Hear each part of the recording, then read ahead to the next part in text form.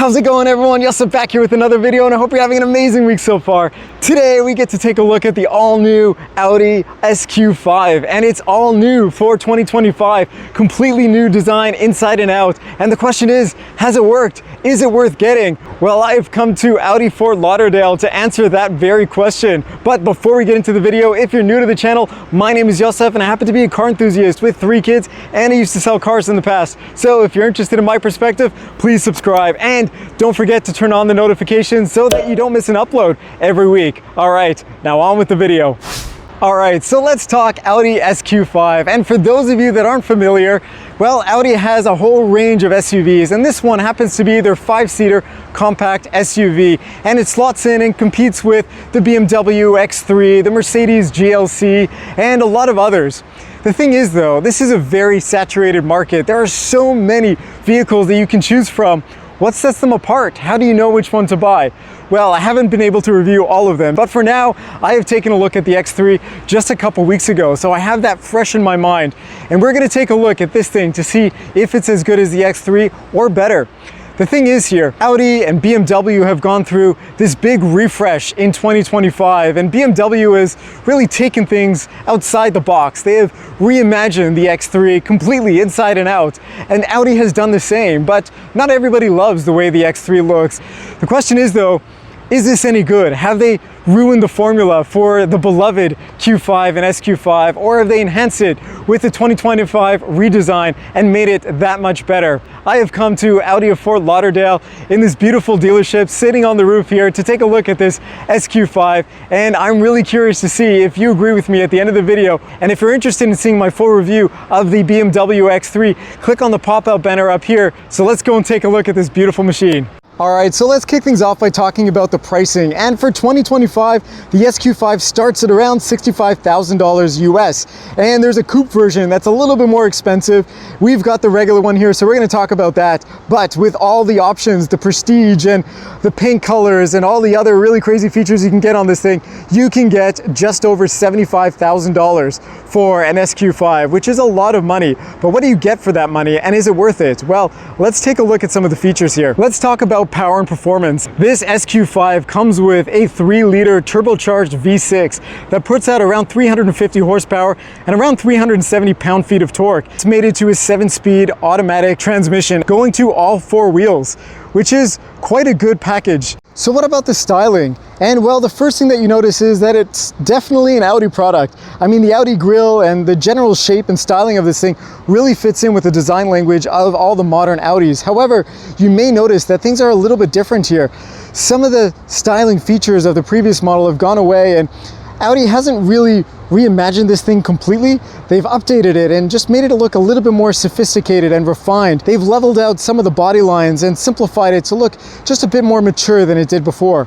Taking a look at the headlights, you'll notice that you've got a really cool design here. Although they look relatively simple from afar, when you go a little bit closer, you'll notice that you've got a lot of really cool designs for the daytime running lights, and the headlights themselves are recessed pretty far in there. And what they've done with the whole headlight lens is they've just kind of tightened everything up a little bit, and you've got some 3D dimension over here. You'll notice that it actually tucks in a bit under here, and this part sticks out just a bit, so it looks pretty cool. You don't really notice that until you're up close and personal with it. Moving down to the grille, it's grown even larger for 2025, but one of the cool things is that they've taken out all of the radar systems and all the cruise control stuff and brought it down below into this lower grille. Everything is nice and open over here, and it just makes the upper grille look a little bit cleaner. I love what they've done with the S badge over there, although I have to say it hasn't been so consistent with all of their models. We'll take a look at that as we go into the interior, but you've got the new S badge over there, and you've got your cameras up in the front as well with the new Audi rings, which look pretty cool. And most of this grille is pretty open, so it looks really nice and fresh, and it lets a lot of air into that big giant V6 so that it can breathe. And speaking about vents and openings, even on the sides here for the SQ5 model, you've got some really functional vents. There's a radiator behind there, and you'll notice that you can see right through it, even though you've got your little parking sensor kind of stuck in over there. It's very clever positioning, so it doesn't detract from the beautiful styling of the bumper and all the painted pieces. They've kind of hidden everything into this grille, which looks really, really cool. And because this has the black optics package, everything is blacked out and looks really nice and fresh, and it just makes the appearance of the front end look a bit more aggressive than a typical Q5. Moving to this quarter panel over here, you'll notice that one of the big styling changes is this fender line has kind of smoothed itself out. On the previous models, there was kind of an arch up here as well, which did look pretty aggressive, but everything's smoothed out a little bit for this 2025 model year. And there aren't a whole lot of character lines going along here. There's just one sharp crease that goes along the door line, which looks really nice. And overall, you've got a very simple design for the side profile of the 2025 model. One of the things that I really like is being a part of this black optics package, and being an SQ5, you've got black trim going all the way around the windows, which looks really cool. You've got the black mirror caps, which look awesome. Moving to the back end of the SQ5, you'll notice that this is completely different. We've got a totally new design back here, and it does look really nice. It's very mature, again, very sophisticated, not a whole lot going on here. It's not obtrusive or something that's gonna offend anybody, but it does remind me a little bit of the Mercedes GLC. You've got this really cool lighting feature coming from the spoiler, and you might think that there's a light going on in here, but no, Audi has actually used the reflection of the light coming from the top over here down onto the windshield to give you this Quattro logo.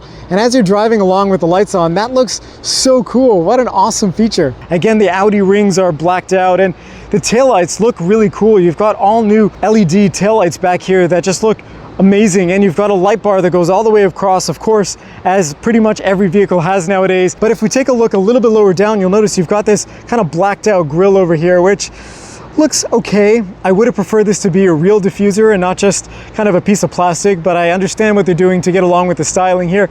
The one thing that really impresses me is we've gone back to real tailpipes. You've got quad tailpipes back here, and in the previous SQ5, they were fake. You couldn't see them. The real tailpipes were actually hidden underneath. They sounded amazing, but I don't know why they didn't give us the real tailpipes. Thank you, Audi, for giving these back to us, because they look phenomenal. But they don't just look great, they also sound really awesome. Let's take a listen.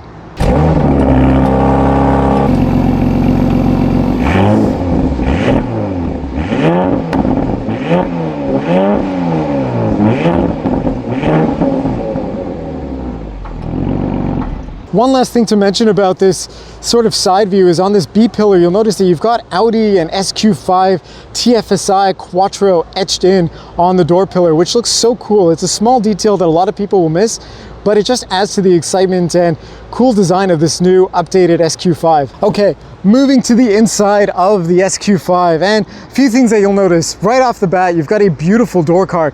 There's so much going on over here. A lot of textures, a lot of different materials, and a lot of dimension. The one thing I really like about this is you've got the Bang & Olufsen sound system, but you also have this really nice speaker grate with the Bang & Olufsen logo. This is plastic. It would have been nice for that to be metal, but it does look really cool. The door pull is actually an electronic popper. It fools you a little bit because when you open it, it doesn't mechanically unlock the door. You have to pull it, and there's a little electronic popper that opens the door. That's something that's kind of interesting to note and to experience when you get in here. But other than that, I love this Alcantara. It looks beautiful and it feels very plush and soft. And you've got a whole new set of switchgear over here for the mirrors and for the seat memory. These window controls are all the same and have kind of been pulled from typical Audi Volkswagen models, but over here you've got a whole new touch panel with all of your controls for the mirrors and for the lock and unlock and your seat memory, which is an interesting choice. It's one big panel, it's not individual buttons that you need to press, and so that's something that, again, I'm not a huge fan of in modern cars. It does look very cool, but it would be nice to have individual buttons over here. It's not capacitive touch, which is definitely better than what it could be if it was. It's just gonna get a lot of fingerprints, and on a high touch area, it would be nice for that to be maybe the matte black plastic that we have over here. But interestingly enough, because this is a huge functional piece over here, instead of having a normal door pull to pull on, you've got to reach around and grab this giant chunky piece to open and close the door. It's just not as intuitive. You go unlock and kind of pop it open from here, and then you got to grab it from here to push open and pull. It's an interesting design feature. But if we take a look a little bit further down, we've got a little bit of storage over here. It's rubberized in the bottom, and that gives you a bit of storage for a water bottle or something like that, not a whole lot, and your trunk popper is right over there. Your lower speaker grates, these again are all just plastic. It would have been nice for Audi to give us the Bang & Olufsen logo and a metal speaker grate over here, but unfortunately that's a bit of a miss on this $75,000 vehicle. Taking a look at the seats of this SQ5, you'll notice that you've got these one-piece bucket seats, which look really, really cool. You'll notice over here, again, you've got that S logo, very consistent with the new badging, which looks really great. I love the quilting and just the feel of these seats. They feel so soft and plush, and I love the way that we've got a lot of adjustability over here. You'll notice that you've got your massage button right in the middle. You've got, of course, this thigh extender as well, so if you wanted to sit in a little more comfort, if you've got longer legs, you can do that, which is a very nice feature to have. And of course, you've got your normal sort of adjustments for the seats. The one thing that you don't have over here, which I would have liked to see, is we don't have any bolster adjustments like we had on the X3, which was a feature they had on one of the very base models. It would have been really cool to have bolster adjustments over here as well, but unfortunately, that's a bit of a miss. Now, sitting behind the wheel of this beautiful SQ5, you'll notice that we got also a bit of a squircle steering wheel over here. It's not just a flat bottom, it's also a flat top, kind of giving you this hexagonal shape. It does look really cool. The one downside about this is, again, Audi has done a bit of cost cutting by going to these black panels. And again, these are one big giant physical button instead of having individual buttons. And when you turn the vehicle on, they light up with all their functions. So it looks very cool and modern, and I'm sure adds to the ambient lighting in here, but it would have been nice for those to be physical buttons, or at least separate individual buttons. That would have given it a bit of a sense of, I don't know, a more premium feel. However, it is really nice that we've got an opening over here. We've got that pass-through and the beautiful S logo. That looks really cool. And the steering wheel itself is not too thick, not too thin. It's perfect, just right. Now, beyond that, if we turn on the SQ5, you'll notice that we've got a beautiful gauge cluster over here. And if I zoom in, you'll notice that it's a very high quality screen. Its black levels and pixels look amazing and really befitting for a vehicle of this price and stature. And it's a very configurable screen, but it's not as configurable as the previous models. It is nice that we've got the ability to change the view over here, and you can change some of the different pieces of information that you've got on the left and the right side. I like that we're able to do that, but we don't have complete flexibility in terms of what you get over here. And that would have been nice. You have the ability, of course, to change the different drive modes, but even with the different drive modes, it doesn't really change what you get in this instrument cluster. So that's something that I really wish they would have kind of kept from the old models. You used to be able to get a full digital map over there, which you can't get here anymore. However, you do get a really nice heads-up display, and on the heads-up display, there's a lot of really great information that you get on that heads-up display. So I guess in the absence of being able to do it in the gauge cluster, you've got a little bit more information that you can put in your heads-up display. One really cool thing to mention about this new design is you've got this little ambient light strip over here that goes all the way across the driver's view. And what's really cool about it is it's a functional system. It's not just a stick of ambient lighting, because when you put on your turn signal, you actually see it pop up over here, which is so cool, and it sweeps across. And the same thing with the other side. And if you put your hazard lights on, it also flashes, just to remind you that your turn signals are on, which is a very, very cool thing to have. Having said all that, if you take a look over here, you've got a giant kind of panoramic curved screen, which is really the trend nowadays. The BMW X3 was very similar. However, here you've got a bit more of a shape. The X3 was just kind of a giant rectangle and cut off. Here we've got a little bit of a bezel, but just adds a bit more style, which looks really, really cool. And overall, it looks like it was designed for this vehicle. It wasn't just tacked on. Everything kind of fits around it. The air vents over here, this really beautiful aluminum trim that goes around, and all the Alcantara over here. It just looks like it fits in really, really well. And I love the way they've even designed this top portion as well. You've got some nice stitching back here, and it just looks very clean, very modern.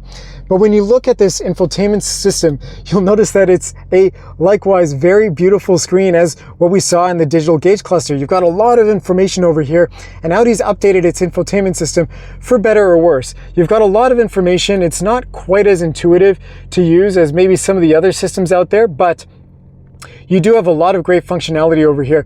It's easy to get to all the main things. So your climate controls are up here. It's very easy to pull that up and again, choose the different temperatures for everything, put on your heated and cooled seats. And so that is really great. But in the old systems, if you remember, they had another little screen down here with all of your climate control buttons. So for now, it's mounted up here. You've got the dedicated buttons, which is awesome. You've got another little menu over here. So it's easy for you to pull up some of the dedicated features that you always want to have, your phone controls, some of the settings, your navigation, and if you click on that square button, you've got all of your apps and all of the things that you need to do for your vehicle, which is, again, easy to use, good to figure out, but it's not as intuitive. Not everybody is familiar with having this sort of little square of buttons at the side. So that's something that you have to get used to. Every vehicle is going to be different nowadays, and that's just something that people have to realize when they're getting into it. You got to spend some time to get to know these infotainment systems. But having said that, with your wireless Android Auto and CarPlay, everything functions really well. It's a very responsive screen. It looks really nice. You've got a lot of great kind of black levels, things like that, but it's just not as colorful and as beautiful as kind of the graphics that you got on the BMW X3, but it does function very well. And so for that, Audi's done a great job. Let's throw this thing into reverse so you can take a look at the camera system. You've got a 360 camera over here. You've got a great backup camera with the lines. It's not the highest quality camera, I would say, but it is nice that you have the ability to wash your rear view camera if you wanted to. So if it gets grimy and dirty, you can do that. You also have a panoramic view or just kind of the regular condensed view, and you can put on your different parking sensors and kind of take a look at things from that perspective. So it does look really cool. I'm glad that we've got a 360. It should have one for a vehicle of this price, but it would have been nice to have a bit more of a higher resolution camera back here. Okay, so moving down a little bit further here, you'll notice that you've got your climate vents over here, which, to be honest with you, feel a little flimsy and cheap. They could have been made of a higher quality material in my opinion, but it does look very nice, and it's great that we have the ability to go and play around with that. You don't have to go into the infotainment system to shift where the air is coming from. And down below, you've got this really nice big open space with all of your controls for getting your car into gear, your drive mode selector, your wireless charge port, and USB Type-C chargers over there. Your push start button over there is really nice, and you've got a physical volume knob, which is a very nice thing to have. Even though everything's gone digital into the infotainment system, we've got a physical volume knob, which feels really nice to press. The one thing I really wish they would have done down here is given us a different material. We've got all these really nice pieces of aluminum and Alcantara and soft touch pieces everywhere, but here we've got gloss black plastic, which looks really nice when it's new, but after about a week it's going to get all grimy with fingerprints and dust and get scratched up. And again, this is a very high touch part, so it would have been nicer for that to be a different material. That being said, you've got really nice cup holders over here, and you've got some ambient lighting going around, which looks really nice. And it's cool that you've got this driver focused kind of separation over here, and everything feels really nice. This is a bit of cheap plastic, but it's bolted in really well. Everything is very solid.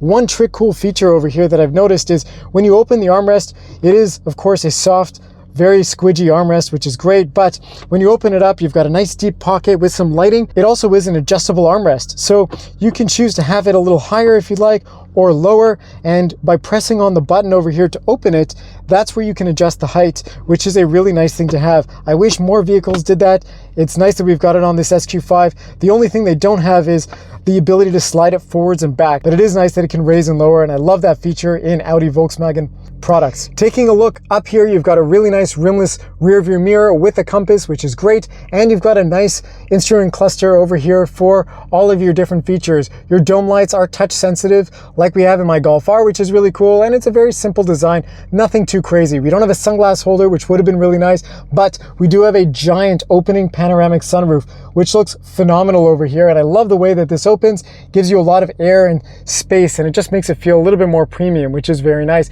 Everything is soft touch. They've done a very nice job with the design up here.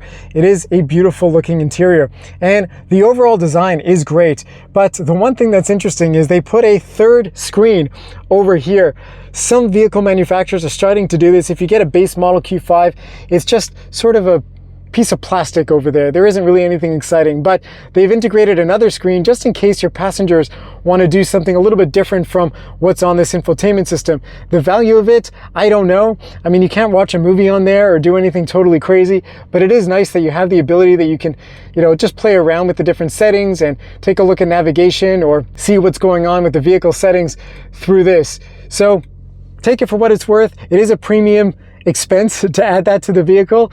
Whether it's worth it or not is going to be up to you. When you get the top trim SQ5 in this prestige model, which I have today, it comes standard, which is very cool. Other than that, I will say the interior is beautiful. It looks really modern and it looks great and fresh, and I like the way they've redesigned it. Overall, it's a very nice and welcome upgrade from the previous model. To show you the functionality of this, it's kind of awkward. You got to pull it and then it pops the door open. And again, it's something that you have to get used to. It does function well, but it's just not as intuitive as your normal kind of pull handle. And even this, it's a very big piece that you've got to reach around to go and close the door. Unlike most vehicles, that it's kind of a small little grab handle that's easy to reach. It's a little far from the door pull, but take that for what it's worth. It's just something you got to get used to.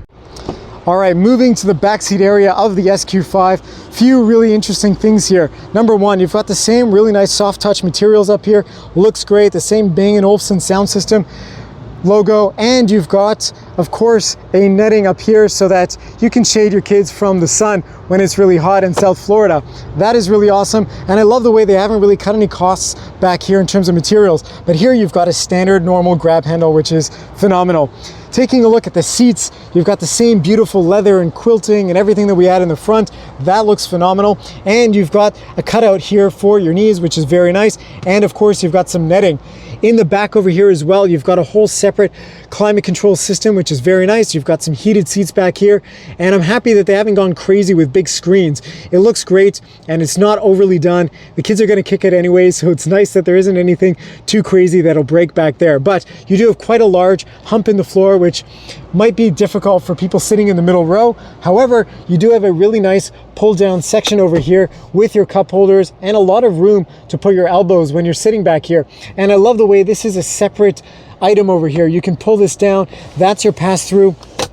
So if you've got larger items, you can have this part down and not interrupt everything that's going on with these seats. In terms of space back here, it's actually pretty good. It's not quite as large in the interior as the X3 that we tested just a couple weeks ago. This seat has kind of pushed its way back because that convenience feature is on, which I forgot to turn off. However, even with this seat pretty far back, you still have somewhat enough legroom back here. The big party piece is that you've got quite a bit of headroom, even with this panoramic sunroof, and you've got some adjustability with the rear seats here. You can slide them forwards and back. So if you wanted to prioritize a little bit more space back there in the cargo area, you can do that. And you can also recline the seats.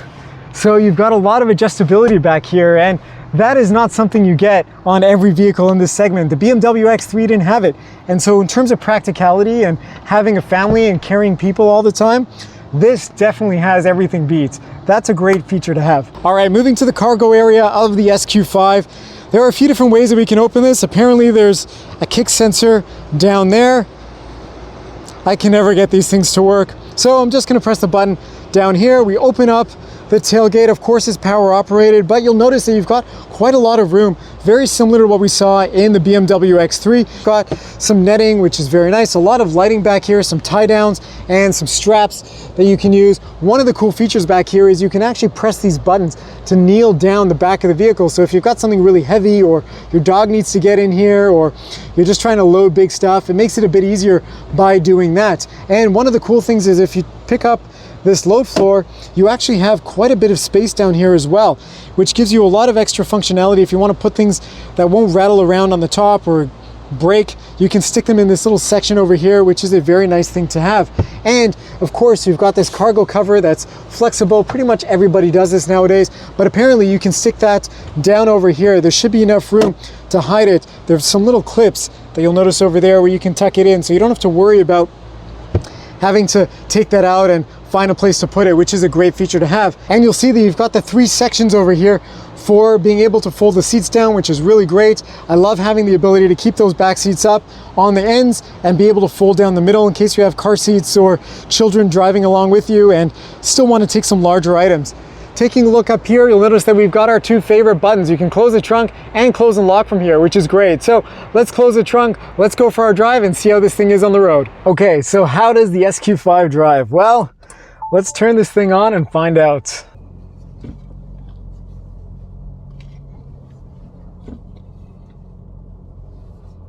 All right, well, to kick things off, you get in here and it feels really cool, really modern, really fresh, and you know, that's something that I really appreciate. It's funny because a lot of cars go through refreshes and they're not always great refreshes. Sometimes, you know, it's just very surface level, it's cosmetic in nature, but Audi's done a really nice job at, you know, going through the SQ5 and the Q5 and, you know, really modernizing it in a way that makes sense. You've got a lot of really great tech in here and it looks really nice. It feels very nice in terms of just the general build quality. There are some questionable materials in some places, like the cheap plastic up here, but again, this is a relatively entry-level type vehicle, even though this is the most premium version of it. The Q5, just like the X3, is going to have some cheaper plastics, but to compensate for that, you've got tons of screens. You've got 3 enormous screens over here that function really well. They look great. You've got some beautiful ambient lighting. You know, I love this little LED strip that's up here. It just looks so cool, and it's awesome that it's functional in terms of giving you the turn signals, you know, displayed there as well. And generally, the interior feels really nice. The seats are very comfortable. Everything is where you'd expect it to be. It all works really, really well. And the nice thing about it too is that it doesn't feel so different. You know, you get in here and you can tell this was a regular Q5 that was just uplifted, and it's not so different from if you would have driven the previous generation Q5. It's not that radically different. The X3, for example, you get into it and it feels nowhere near the previous generation X3. It looks totally different and it's a radical change. This is more of a progression, a slight update, and rather than an entirely new, totally radical, different design language. But I like that. I think it's great, and I think a lot of the Audi Q5 buyers are going to appreciate that. Now, generally speaking, I think Audi's done a really nice job here, keeping it relatively simple, subdued, nothing too crazy, and giving you what you want, but in a more modern, efficient type of way. So how does this thing drive? Well, this is the sporty one. This is the S model, the one that's supposed to put a smile on your face and, you know, make you feel really exciting getting in here. And I'm gonna put this thing in the most sporty mode so that we can just get a feel for that, because you're paying all this extra money to get the sporty one. You might as well get a feel for what that's like. And you've got these little tiny paddle shifters back here, which I'm sure nobody's really going to use, but it is nice that we've got them nonetheless. So how does this thing drive? Well, in the sportiest mode, it's very comfortable and it's very quiet. You would expect, you know, being in a more sporty vehicle that it would be kind of loud and obnoxious, but that's just not the case. It's still very restrained, but you are very conscious of the fact that you've got a sport exhaust, and when you put it in the sport mode, you start to hear it. It kind of rumbles a little bit in a low way, and then when you start to shift gears, you do hear it protrude a little bit. I'm going to try and get us into a quiet area so that we can open it up just a little bit and get a feel for it, but it is really nice getting in here and just feeling a real exhaust and hearing it. I would have liked to hear a little bit more of that exhaust note in here, but that's a small detail not everybody will appreciate. Now, how does it actually drive? Well, the steering firms up a little bit when you're in the sportiest mode, which is expected. I have to say also, the steering is really precise and very quick. That's something that's always impressive with Audis. And I also really like just the quality of the stocks. You know, they kind of feel a little cheap when you just touch them initially, but you know, they're damped really nicely when you press them, or when you toggle them, I should say. They feel really, really nice, which is a cool thing. Not everyone's going to pay attention to, but I do. It feels really refined in here. It doesn't feel bouncy or jittery. The suspension is tuned nicely. It's not too harsh, but it does firm up a little bit. You do feel that you're in a more sporty and dynamic mode than sort of the normal comfort setting. A couple of things to note. The brakes are very, very sensitive, when you just touch the brakes even a little bit, it slows you down very effectively. There isn't a lot of play in the brakes. You don't have to press it deep to be able to get a lot of braking power. Here, you know, it brakes very, very quickly and very effectively. And that adds to the sporty feel of this thing. And I'm just gonna give us a little pulse.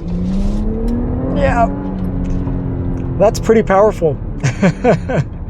It feels great. You really get to enjoy all of those horsepowers, and it's not too much. It's not outrageous or crazy. It just feels nice and gives you probably what you would want from a performance compact SUV. It does sound pretty good. It probably sounds better actually on the outside than it does on the inside over here, but it does function very well, and it is nice having the extra power.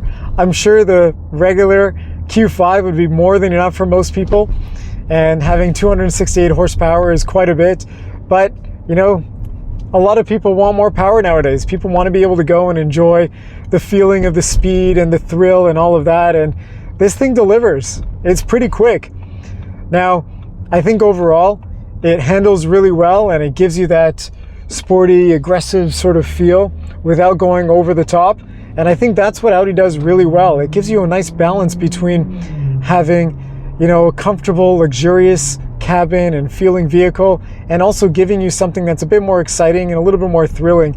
I'd have to drive the X350M to sort of get a better sense of what the more performance version of the X3 would be like, but from where I'm sitting and comparing both of them, I think the X3 was a little bit more refined in terms of its general driving dynamics, and it felt really good. This one, you know, feels definitely a lot quicker and feels more sporty. And for people who want to feel that experience, this is definitely going to be the one to get.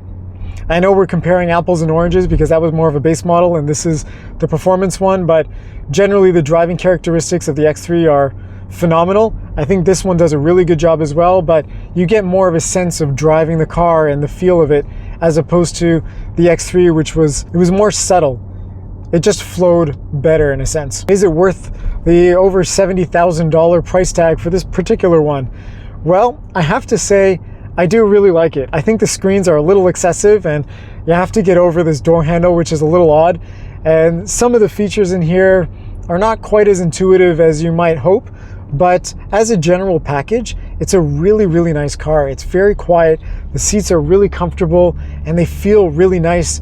And overall, it's a beautiful looking car. I think Audi's done a really nice job of being relatively restrained in terms of, you know, the way they've updated this and not given us something too crazy, but you know, they've also modernized it and make it look like it fits in this day and age. And I think this thing is going to age well because of the way it looks. It's not too crazy, it's not too controversial, which is really important. I also really like all the features that it has. You know, the fact that we've got the massage seats over here and the seats that you can move forwards and back and recline in the back. You know, that's a really important feature to have if, you know, you're driving this thing as a luxury vehicle, taking it every day on the daily kind of commutes, taking kids to school, getting the groceries. This definitely does a really good job of being a luxury vehicle first that has that performance edge, and you really feel it. It's blended very nicely in my opinion. It's not quite on the comfort level as a Mercedes GLC, but I really like the way this thing feels, and the ergonomics are great. The visibility is really nice. You know, the pillars are not too big. It gives you a lot of visibility across the entire vehicle. The A-pillars are relatively thin, which is not something I can say about the BMW X3. So overall, it's a really, really nice vehicle. I also happen to really like the lights. They've done a nice job with the ambient lighting without going too crazy. And I really like the fact that the lights do a little bit of a dance for you when you lock and unlock the car. So that's a very cool thing as well. Let's give it another pull. Yeah, that's a good amount of power. And it's immediate. It's very nice that the all-wheel drive system helps you put the power down, but the engine, transmission, they work really, really well together, and it helps you get the most out of the power and performance of this SQ5. So I'm really happy with the way that's set up. It's a great all-rounder, and that's something that I really enjoy. You know, with my Volkswagen Golf R and a lot of the Audi Volkswagen products, they really think through a lot of the things that you're going to be doing with your vehicle, and they set it up in a way that makes sense and that works really well. So what are my final thoughts on this thing? Is it worth over $70,000, I'll have to leave that up to you. I think there are a lot of things in here that I probably wouldn't option if I were getting one of these. It's a bit excessive, but I do love the color of the seats and I love the way they look and feel. All of that is really nice. I love the quietness and the refinement of the driving experience. I think for most people, they would do really well with the regular Q5 and getting, you know, the better version of that as opposed to jumping up to the SQ5. But people who want that extra power and performance, it really does deliver, and it does feel unique and special in here. And for that, it is worth it. I think the brake pedal is something you're gonna have to get used to, but after a few minutes of driving around, it's pretty easy to modulate it and get used to it. And they've done a really nice job with the packaging here. I love the screens over here for the infotainment system and the gauge cluster. They function really well. The heads-up display is also a really great thing to have, and it gives you a lot of awesome information. Overall, I think Audi's done a really great job, and it's not as boring, we'll say, as the previous generations. It gives you a little bit more excitement in here in the interior, and even with the little small details, you know, the etching on the B-pillars, the fact that you've got that convenience lighting when you open the door and unlock it, and the little dance that the lights do, and again, the ambient lighting in here and that little light strip that goes across. They've done a really nice job with that kind of stuff. So well done, Audi. So just as a thought, I know everyone's going to be comparing this to a lot of the other vehicles in this segment, especially the BMW X3 that I took a look at, and the Mercedes GLC. I haven't driven the new GLC, but I've driven the older one, and it kind of left a lot to be desired. I think this drives a lot better, and I think the BMW has some of its great benefits. The driving dynamics and the experience there is just a little bit more refined than the Q5 and the SQ5. But I happen to really like the look of this thing. I also really love the fact that we've got a lot of different types of materials in here. On the BMW X3, I just felt like there was so much plastic in the interior. Here, you've got all this really nice Alcantara, you've got really nice aluminum trim, a lot of soft touch materials and some cheap plastic, but you know, they've really elevated the experience in here.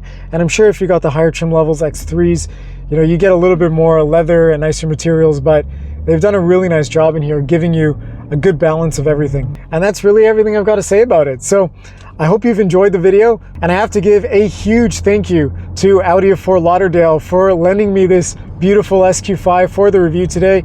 It's been great, and honestly, every time I go there, I'm always amazed by the amount of inventory and just the quality of the inventory that they have over there. They've got so many great cars, and they're always super friendly. And if you're in South Florida looking to get a new Audi, definitely go check them out. They are a great group of people. Go talk to Dan. He's the general manager there, and he will make sure that you get a good deal and that you're well taken care of. So huge thank you again to Audi of Fort Lauderdale for loaning me the vehicle, and thank you again for all of you for watching the video and for the support. I really appreciate it, and I hope you learned a lot from this video and that it was helpful and entertaining, and I look forward to seeing you in the next one.